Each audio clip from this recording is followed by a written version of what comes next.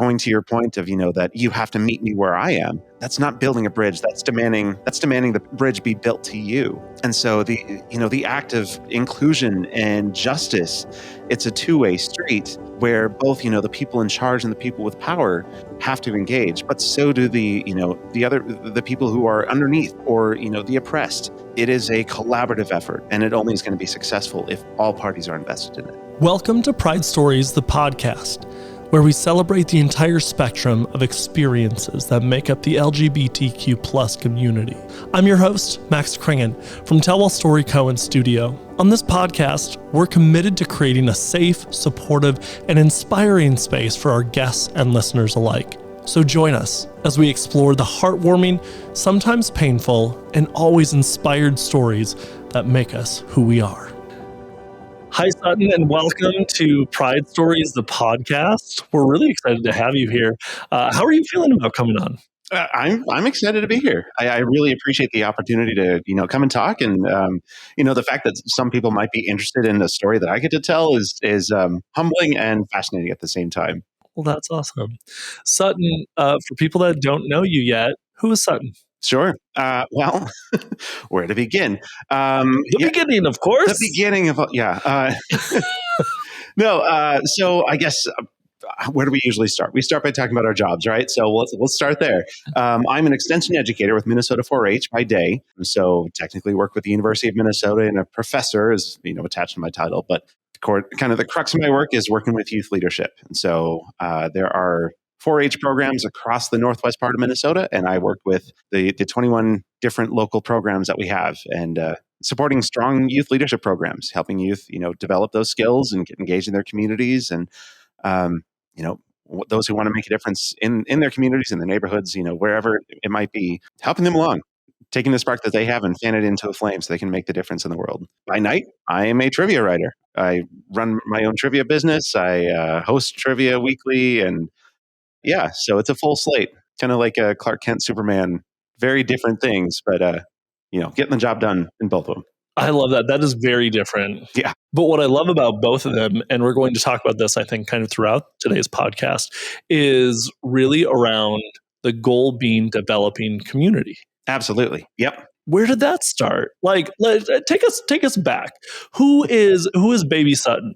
Who is Baby Sutton? Okay, so I've always had a little bit of like an entrepreneurial side to me. I was just cleaning out stuff the other day and pulled out this magic kit like that my mom got me when I was in first grade, I think. So the little magician's hat and the wand and the handkerchiefs and the fake egg and all those things. Had this. Did it have like a little blue box that was like your stage? It had something similar. Okay. Yeah.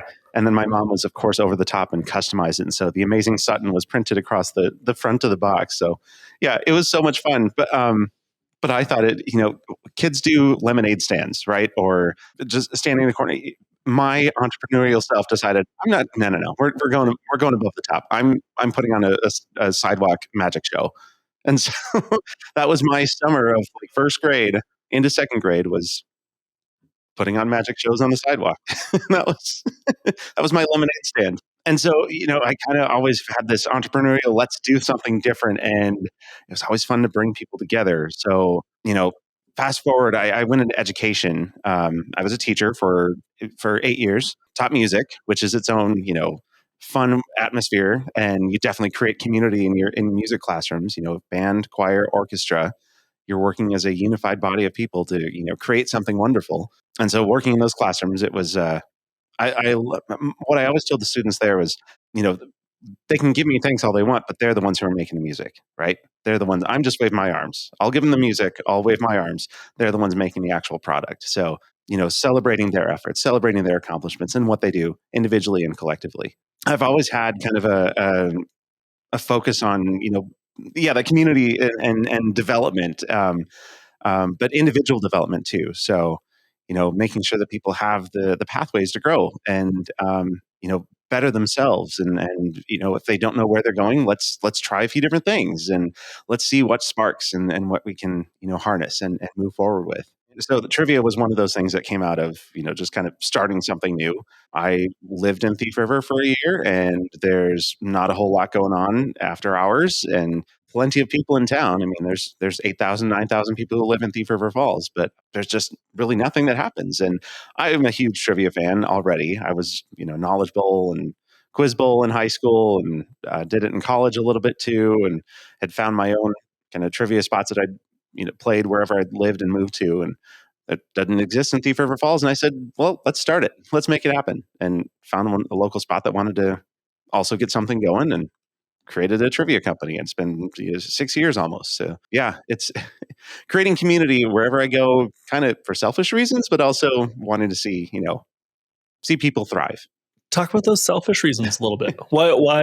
And it's so funny that as you talk about creating community, that the word selfish would even like approach your vocabulary. I know. But like, why selfish? I think, well, there's a little bit of like well, to use trivia an example, I wanted to do trivia. I wanted to go play trivia, and there wasn't one there. So creating it was a little bit selfish on my part. But I think in any time where you're out there trying to do something for others, there's maybe selfish has some bad connotations to it, but there's that altruism of doing things for others that benefit you too. So I mean, it's kind of I'm struggling for the right metaphor in my brain right now, but thinking, a rising tide raises all ships. If you're the one pouring the water, let's say in the bathtub or whatever, you're still, you're raising your own ship as well as everyone else's. So there's that little bit of selfishness that goes into, I want to feel it too. I want to benefit from this as well. And it's really, though, a gift to be able to do that for others and, the collective benefits. Yeah. I appreciate that. And you're right. It is that idea of rising tide lifts all boats. What's funny is I actually stopped using the first half of that, and I'm just like, all boats rise. And so I, as you were saying that, I was like, what the hell is the first part of that? So I feel like we kind of skipped over a couple of like instrumental groups of years, which was like high school and college. And I guess I don't know your coming out story. Sure. Did that happen in that time? Yeah. So I came out when I was 18. It was right after high school, and the proverbial, you go to your first year of college and you come back for Thanksgiving or Christmas break and you tell your family all about it. So I started coming out right after high school graduation, and I started with close friends first, and gradually going outwards. And back in high school, we didn't really have social media yet. Facebook had just launched, and so I remember that year I signed up for Facebook, and you get to indicate like interested in men, women, both, none, and so I got to put it on there. That felt like a bold step of interested in men.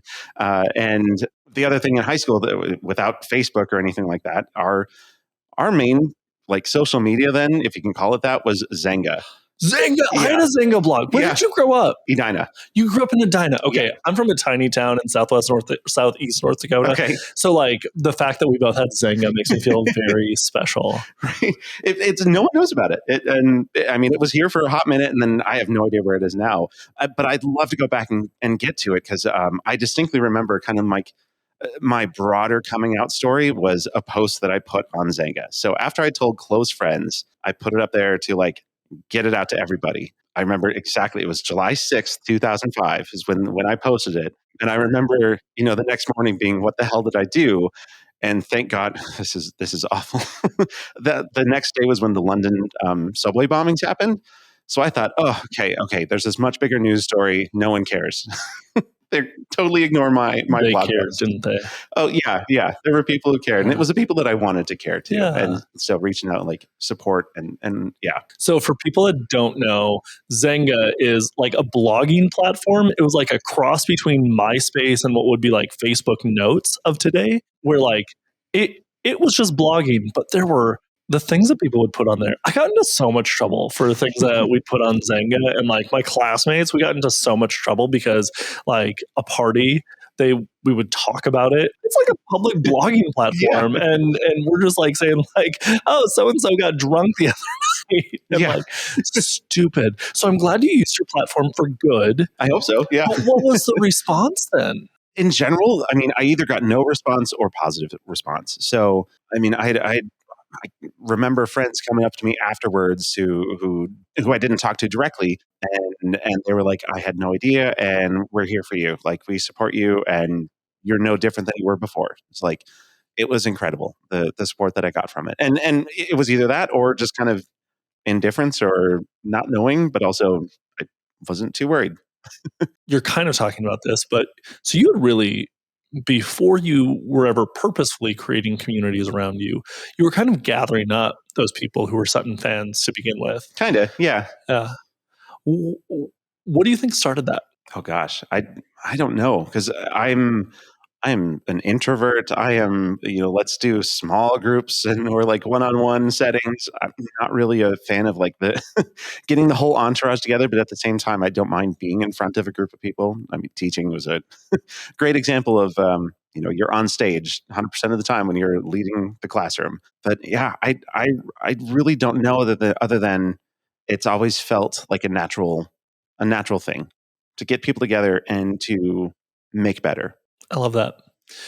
Now, you had talked about a little bit as we were talking earlier, as we were emailing back and forth, Mhm. about your shift from living in Edina, which is not a small town, to going to school, moving to New York for a while, and then coming all the way back. Yeah. Can you talk us through that journey? Yeah. So, I mean, Edina is where I grew up, and I definitely have a spot in my heart for Edina, but I know that many people don't. It has a reputation. The Silver Spoon community, every day I need attention, all the things about Edina are, they're not founded out of nothing. It's a very growing up there. We knew it was the bubble community. We called it the bubble, knowing that the outside world really doesn't exist. We all go to the same high school. We all go to the competing set of churches, and everyone kind of has the same general trajectory in life. Not quite the cookie cutter houses and cookie cutter cars, but pretty darn close. So living in Edina, growing up in Edina, it's very much the opposite of diversity. And in high school is thinking back, I was always drawn to the different. I remember the first time we had a student move in third grade, no, second grade. She was from Peru and had just moved with her family to the Twin Cities and settled in Edina, and she spoke a little bit of English and mostly Spanish, and I thought it was the coolest thing to have someone like that. A few years later, meeting someone who a Pakistani family, and being really intrigued because it was Ramadan when I met them, and being really intrigued, like why do you fast? And but it was always curiosity and really being fascinated by okay, there are different ways of living and being out there. And so in Edina, it's very obvious that there wasn't that. And I mean, there's bits and pieces, but not to the certainly back then, not to the level that there is now. But I always knew that I wanted to go somewhere different, somewhere much more diverse. And you can't get more diverse than New York City. So I went to college at New York University, did my undergrad there, lived in Manhattan, did a semester abroad in the Czech Republic. Yeah, being able to walk down a block and hear 15 different languages in the span of 30 seconds is incredible. When I student taught, one of the classrooms that I had was a first grade room of 29 kids and representing 27 different nationalities. 27 different nationalities. It was really, really cool and really different to see that and experience that. And kind of like you mentioned, I kind of left New York and came back to Minnesota. I knew I wanted to come back. And I knew I wanted to be in a different part of the state, though, to again experience a different culture. So I joke that I moved from a building of 300 people to a town of 300 people. I went from Manhattan to Hackensack, Minnesota, and lived there and counted in the 2010 census as one of the 330 people in town on the sign. Driving into town. But it was the culture shift that I wanted to experience and to see, and it's that just constant craving for or constant curiosity, wanting to see and learn and just kind of experience, what life is like in various parts of the world. And yeah, just really, really getting a chance to take it in. So I think one of the common assumptions is that when you go from a New York City, very welcoming, very inclusive of LGBTQ plus the entire community. I'm not always going to say the friendliest, right? But friendly to that community, Sure. absolutely. Yeah. Yeah. Yeah. To a small town of 300 people, what was the reception? What was the reception of Sutton? Yeah. So when I moved back, I've never maybe take a step back to like grounding philosophy or just kind of general philosophy with being out and being gay in whatever community I'm in. I never overtly announce, but I never hide. that's just kind of the mentality that I've taken with it. So I am, and if you want to talk to me about it, great, let's talk. If you don't want to talk to me about it, that's fine too. But I am. So I not super overt broadcasting, but also not hiding it. So when I moved into Hackensack, of course, didn't know a single person in town. Didn't really know anybody in the area. Closest friend I think I had was an hour away up by Bemidji from Hackensack. But even there, it was finding, the different elements of community. So growing up in Edina, we had a regular kind of church tradition in the family. And so I found a church in Hackensack that was part of what I knew to be an accepting congregation. So the ELCA was at the time had gone through the schism and the split, and the congregation that was there was part of the, let's say, the air quote the good Lutherans. So found the community there and got to know people through the church, and the friendliest people too, who are, when you're driving down the street, you better stop in and we'll give you a slice of pie to take home with you. That kind of people. So, there's elements of community that can be found everywhere. And while there were, there's kind of the what's the right word, oblique references to, homophobia and discrimination. At least what I found there is it had not really been in front of many of the people that I'd interacted, or at least that I interacted with. And so for many of them, when they realized that I was gay, it was kind of the first real living breathing person standing in front of them that they had already had interaction with. I never got a negative response. And if there was some negative thought on their part, they did a fantastic job of hiding it. It was for many of them, kind of a new perspective that I don't think it had the opportunity to take in before. And so, thank you to another part too. There were other queer people in the community. My neighbor was a lesbian, and as far as I knew, she was out, and she never had a partner or domestic partner with her, or any kind of relationship that I knew of. But she was there and was part of the community, and was, as far as I know, accepted and loved by the people. She was one of the three bartenders at the one bar in town. So of course she's gonna be liked, or they're not gonna get served. And then there's another gay couple in town that, they were known and respected. One of them had run for city council, and I think had served for a term or two. And yeah, so different, total different lifestyle, total different community, just broadly speaking, than comparing New York to Hackensack, but also different, or I should say, similar ways of just being able to be. It's interesting because I think the one thing that we've talked a lot about on this podcast is, I'm going to call it this idea of othering, Mm-hmm. right? And I think one thing that it sounds like you've been able to do during your various moves, your move from New York to Hackensack, was not as much focusing on what makes you different or what makes them different, but really like what brings you together. Does Yeah, that feel accurate? yeah. I mean, othering it's a really interesting term to kind of bring into that, and I would say, I think kind of live stream thinking on it right now is just kind of when I've interacted with people, it's always been, yeah, that finding the common ground, finding the common connection, or finding the opportunities to build, the bridge between, almost running away from othering, actively, almost without calling it out necessarily. I think one thing that people in the LGBTQ community have done a lot of work in identifying who they are, right? Being Hmm. comfortable with Hmm. themselves.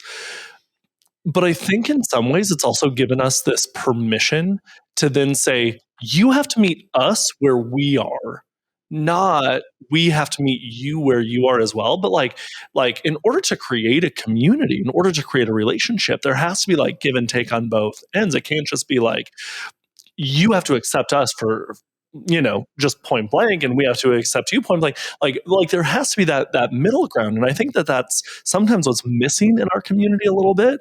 But I'd be curious to your thoughts. Yeah, yeah. So you are bringing me right back to that conference, and like what was said there. It was this great session on allyship and taking allyship to the next level. The idea that, being an ally is like wearing a t-shirt that you can take off at the end of the day. And she suggested the new word accomplice, because, being an accomplice it implies some crime, right? Be gay, do crime. But it really is being resistant to those systems and the systems of oppression, standing up and maybe committing the foul intentionally, the good trouble, to make a difference. And accomplice, she said, was like getting a tattoo. You can't take it off. You can cover it up as much as you want, but you really can't take it off. So she was advocating, be an accomplice. And she also, going to your point of, that you have to meet me where I am. That's not building a bridge. That's demanding the bridge be built to you. And so the act of inclusion and justice, it's a two-way street where both, the people in charge and the people with power have to engage, but so do the people who are underneath, or, the oppressed. It is a collaborative effort, and it only is going to be successful if all parties are invested in it. Oh man, you can, I would be surprised if you went to a Lutheran church. Feels more like Baptist, right? With like a good amen. So Sutton, we have been talking for like 20 minutes so far, Yeah. just in an intro. Fantastic conversation so far. But to get to the podcast itself, what is your pride story? Give me a little more prompting there. What direction should I go? You know, we've had people kind of go in all kinds of different directions. Some people have been really proud of themselves for the courage to come out. It sounds like some of your pride story comes from mm, maybe less about like you, but more around the communities that you've built, the ability to create communities in each place that you've gone.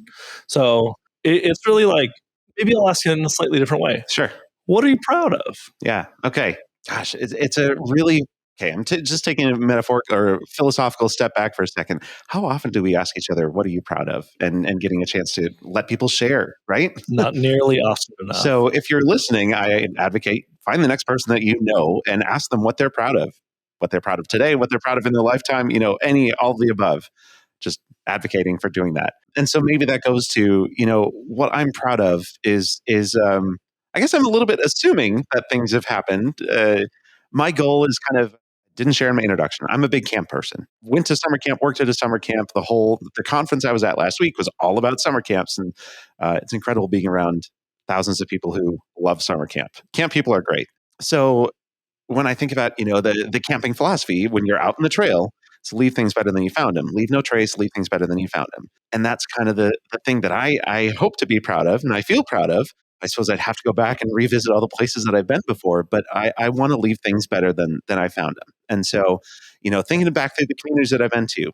So kind of the story was Hackensack. I moved to Bemidji after that. And, I lived for 1 year in Hackensack and lived in Bemidji for 6.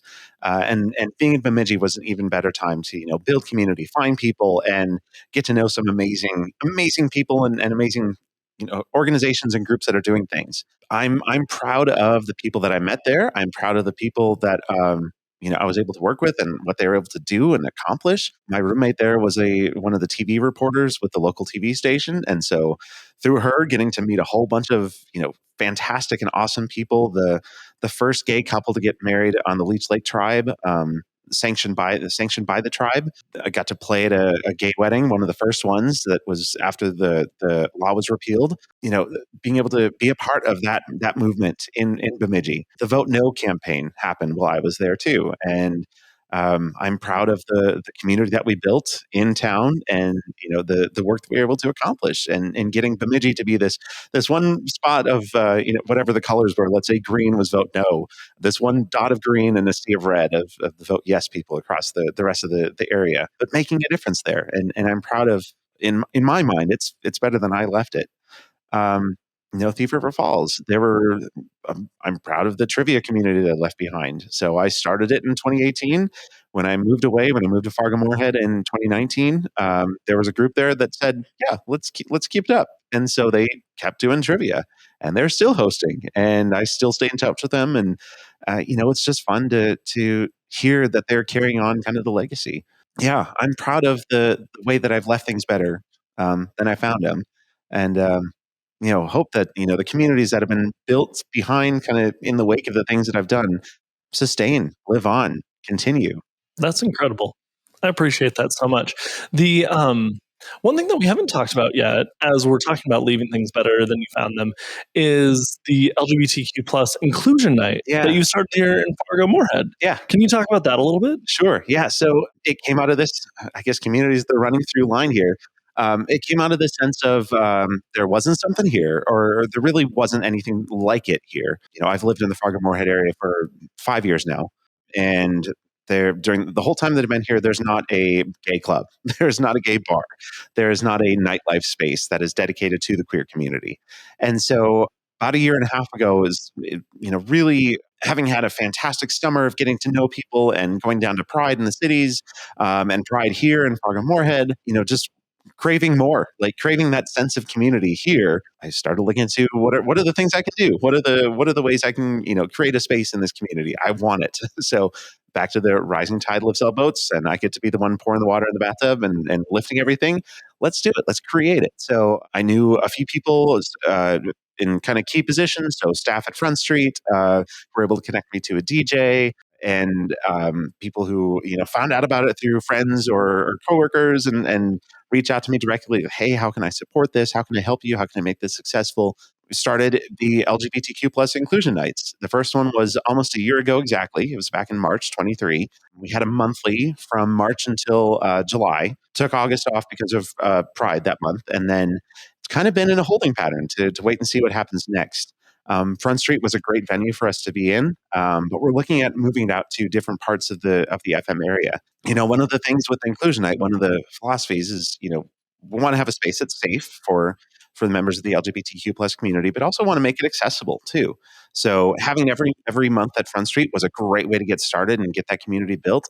And it was fun to see people who traveled from all over. We had Detroit Lakes to Jamestown. We had Grand Forks. We had someone who visited from the cities who heard about it and decided to pop in. They didn't travel for it explicitly, but still came in and supported it. But wanting to move around the area too, not just to make it more accessible, but also highlight spaces that are queer safe. And so we'll be hopefully this summer bringing it back and moving it around the metro area to different bars and different establishments that are, you know, going to be queer safe spaces, and spaces that we can trust until we get those a dedicated gay bar or gay space or queer space here in the Fargo Market area. That's so great. I appreciate you doing that as well. I think what is so fun to hear is other people that are creating spaces for our LGBTQIA plus brothers, sisters, and others, right? Yeah, It's really great because I know as we started Pride Stories, we were a little nervous as to what was going to be the turnout, what was going to be the feedback that we were getting, and what is fascinating is for every one naysayer, there have been 30, 40, 50 plus people that have appreciated it. Have you gotten to experience the same thing with the inclusion nights? yeah, yeah. I mean, it's always so. At each of the inclusion nights, I made it a point to try and talk to everybody. I wasn't always successful, but try to make contact with everyone. Thank them for being there. Get a little bit of the story, and for the vast majority, it was just overwhelming appreciation for having that space to go to, especially for those people who are traveling for, a little ways away, even Detroit Lakes, just 45 minutes down the road, but still making that commitment, driving into town, hanging out for 2 hours and then driving home afterwards. For some of them, that was their one and only safe space that they went to. And to be able to provide that was extremely humbling, and also kind of igniting another kind of spark. Like, okay, we have to keep this going. We have to keep creating spaces like this. And I'm thrilled that kind of a testament to that appreciation for having space. There's more things that are happening now. There's more spaces being created. So like the Pride stories that you're doing here, and getting the chance to highlight the stories that sometimes go untold, and need to be celebrated. I think our DJ, one of the DJs that we brought in, had a few events at Parachigo, and also had a last Pride, did the Pride Disco in the aquarium. Events like that, the Y2 Club events that have been happening for the past few months, those just continue to kind of spiral out and spread out, and create more opportunities for, or more safe spaces for the LGBTQ plus community. And I hope that those it just kind of it continues, the domino effect continues, and we get more opportunities like this. Amen. I think something that sparked for me, I think it was this last Pride, was for a minute there were folks like so upset that there were like non-sanctioned FM Pride events that were happening. Mm-hmm. And in my mind, at first I was like, yeah, these need to be. And then I was like, wait a second. When we go to Twin Cities Pride, I actually don't know that I've ever seen like a program for Twin Cities Pride, because all the events that we go to are all like the non-sanctioned events. I Right. mean, we'll go to Pride in the Park Yeah. and we'll do some of those types of things.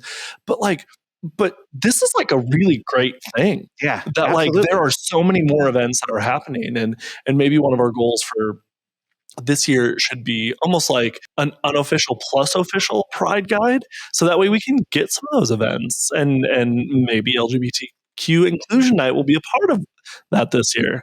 Maybe That would be really fun. Maybe we should do a little happy hour. We can do mocktails, we can do cocktails, we can do. that would be amazing. I'm That would be game. great. Yeah. Okay, sounds like a party. Committed right now. I mean, you call yourself an introvert, which I appreciate, and I know we don't like labels. But for people who are also maybe introverted, maybe don't know the next right step to start to build the community that they want to be a part of, what advice do you have for those folks? In many cases, you're not alone, even if you feel like you are. There's someone else out there who is experiencing that or has that same want or same desire. And it's just finding a way to make that connection. Go to the spaces that you think those people might be, where those people might be. You know, if there's a particular coffee shop that really strikes your fancy, go hang out at that coffee shop. Maybe start talking to some of the people around there. Just listen in on conversations sometimes. Sounds a little bit creepy advice, but listening in on conversations, you might get a chance to jump in and say, "Hey, my name is so and so, and that sounds like a really fantastic thing. Let's do it." Just finding ways to make those connections, going to the spaces that you think you would be comfortable in, and that they would be people who have the similar interests. Kind of going back to your the unsanctioned pride events and all that. You know, it's a sign of health, really, of the kind of initiatives, right? That there are so many different things that are popping up. And also Inclusion Night was meant to be a different way of connecting. So there are, a handful of different drag shows that happen on a regular basis around town, which are wonderful and great opportunities for the queer community to gather and get representation, be seen, but it's not everyone's cup of tea, right? So it's not what everyone wants to do. It's not, for some people, or drag shows are just they're uncomfortable, and it has nothing to do with the content of the show. It's just that's not the space that they want to be in. And so the thing with Inclusion Night was creating a different alternative to that. So not drawing away from the drag show crowd. We never scheduled against, but providing a different outlet, a different way to connect. And so with those different unsanctioned events for Pride, and again air quotes around the unsanctioned, those are just alternative ways for the queer community to connect and find being and find belonging. So I think, initial response would be, yeah, how dare they create their own thing? But no, that's the wrong response. It's a good thing that there's so many different opportunities that people are taking the initiative to create. So kind of circling all the way back to your question about how can people get involved. There's this great kind of study in followership. And there's a fantastic TED Talk video if anyone wants to go look it up. It's like 3 minutes long on followership. And it's this one guy dancing at a music festival. He's just dancing crazy. He's got his shirt off, just kind of doing all sorts of wacky, ridiculous movements, and no one else is around him. And all of a sudden, the first person to stand up and start dancing with him, like alongside, doing just as weird, ridiculous movements, dancing. You can't even hear what music they're dancing to, but I don't know if it makes a difference when you're watching the video clip to it. But that first person there is the one who made the difference.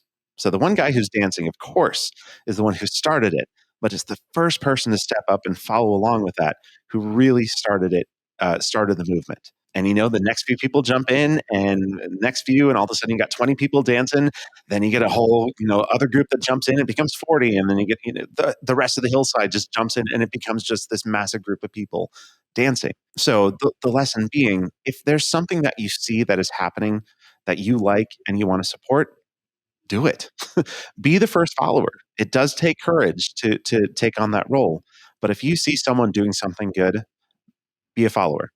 Go jump in, support them, be a part of it. That's incredible advice. I think that's great. I have two final questions for you. Okay. One, as a trivia host, what is your favorite piece of LGBTQ plus Alphabet Mafia, as I like to call them? What's your favorite piece of Alphabet Mafia trivia? Oh, wow. And if you don't have any, it just won't make it into the show. So Harvey Milk, first openly gay elected official across the country, San Francisco City Council. He was assassinated in the trial for I forget the guy's name, Dan something. His not worth remembering. But the trivia about that is so his lawyers during the trial brought up the Twinkie defense. They blamed the assassination on this guy eating too many Twinkies. What was the defense? That his mind had been altered by having so much sugary processed food. Yeah. All right. Mm-hmm. Well, what a defense. Yeah. It didn't work, right? Did not. Okay, no. Good. Well, I was going to say, if that is a defense for anything, I know I've had one or ate too many Twinkies in my day, so I can use that. Well, you can now say the court's clear that it's not altered your mind at all. Yeah. Dang it. Unless you want to claim that. Yeah. Final question for you, as you think back to your very first magic box. Magic or your magic show that your mom supported through high school, through college, and your experiences from Hackensack to Fargo Moorhead. As you think back through your entire journey, what are you grateful for? I think I'm grateful for the opportunity to be around people who really care. And that care shows in so many different ways. And when I say people, it's both the people that well, intimately, family, close friends, but it's also people that there's another great TED Talk about lollipop moments. So maybe going back to summer camp is one of the good examples. My counselor when I was in 7th grade going into 8th grade, this British counselor, his name was Alan. He was there for one summer. But just the coolest guy, coolest counselor, really wanted to know all of us in the cabin well. It was also a unique setup for our camp. Normally there's 2 counselors in a cabin. Because we were short that year, he was the only counselor for our cabin of 9. So he was just really good about knowing us. So that summer I had brought my math homework with because I wanted to get a head start on the next year. I was doing some advanced math in 8th grade and wanted to be ready for it. And we had our assignments given to us and wanted to get him out of the way. And I brought him to camp with me. And he took the time to, sit down and help me with math homework. And when you look at all the different things that summer camp counselors do, from, leading the activities to the chasing down kids and other programs, and it was very meaningful that he did that. And it still resonates with me to this day, however many years later it is. But I'm also sure that it's something that he doesn't remember. So it's being grateful for those tiny acts of generosity and just being present that really shaped me, and that I'm grateful for having experienced. That's great. Thanks so much for joining us, Sutton. We appreciate you being here on Pride Stories, the podcast. And is there anything else that we didn't talk about that you really want to chat about? I don't know that there is anything. Just I don't know. I almost call myself an accidental community builder, and so I encourage anyone else who's stumbling into it to just keep going, just keep doing it. Excellent final advice. Well, thank you for joining us on Pride Stories, the podcast. We're really excited to put this episode out into the world, and thank you for building the communities that you do. Yeah, thank you so much. Thank you for listening to Pride Stories, the podcast. I'm your host, Max Kringen, and it's been an honor to bring this story to your ears. Pride Stories is proudly presented by Tellwell Story Co. and Studio. We have an incredible team that makes this podcast possible every single week. If you've been inspired, moved, or entertained by anything you've heard in this episode, please consider supporting our mission. You can do that by subscribing to the podcast, leave a 5-star review, or simply share it with a friend or family member. Your support helps keep the stories alive and resonating. And if you feel compelled to share your own Pride story, we'd be honored to listen. Please visit the link in the description of this episode to get in touch. No matter where you are in your journey, whether you're out and proud or just finding your voice, remember, you have a story to tell and it deserves to be heard.